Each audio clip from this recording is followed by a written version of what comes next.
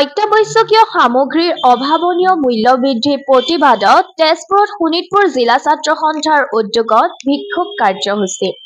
ৰাজ্যৰ যোগান মন্ত্ৰীগৰাকীৰ ব্যৰ্থতাৰ বাবেই ৰাজ্যত অত্যাৱশ্যকীয় সামগ্ৰীৰ মূল্যবৃদ্ধি হোৱা বুলি উল্লেখ কৰি প্ৰতিবাদী আছুৰ সদস্যসকলে যোগান বিভাগ হাই হাই, অসম চৰকাৰ হাই হাই আদি শ্লোগানেৰে পৰিৱেশ উত্তাল কৰি তোলে।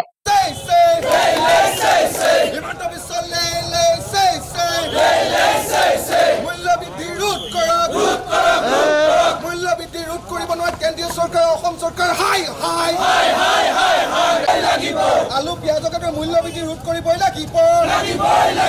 যোগান বিভাগ শুই থাকিলে নহ'ব। বজাৰৰ কলা বেপাৰী গ্ৰেপ্তাৰ কৰিবই লাগিব।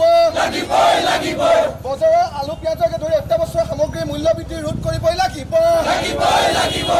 বজাৰত লাগিছে জুই, চৰকাৰ আছে শুই।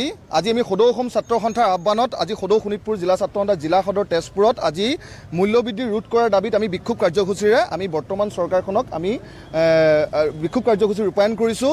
আপোনালোকে এটা কথা সকলোৱে জানে, এগৰাকী সৰ্বকালৰ সৰ্বশ্ৰেষ্ঠ অপদাৰ্থৰ অকৰ্মান্য মন্ত্ৰীজনে হৈছে ৰঞ্জিত দাস, আৰু ৰঞ্জিত দাসে সম্পূৰ্ণৰূপে যোগান বিভাগ চলাটো চূড়ান্তভাৱে ব্যৰ্থ হৈছে। আৰু মই শোণিতপুৰ জিলা প্ৰশাসনৰ এটা যে যোগান বিভাগ আছে এইটো সন্দেহ হৈছে।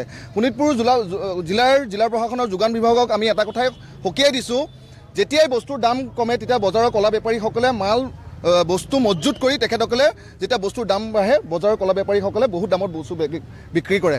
সৰ্বসাধাৰণ ৰাইজ বজাৰত অহাৰ এটা পৰিৱেশৰ সৃষ্টি হ'ব লাগিব, আৰু বজাৰৰ কলা বেপাৰীক গ্ৰেপ্তাৰ কৰিব লাগিব। যিসমূহ দাম যেতিয়া কমে তেখেতসকলে মজুত কৰি ৰাখি পৰৱৰ্তী সময়ত তেখেতসকলে সেই বস্তুৰে বহুত আলু পিঁয়াজকে ধৰি শাক পাচলিকে ধৰি তেখেতসকলে বহু বস্তু দামত বেচে।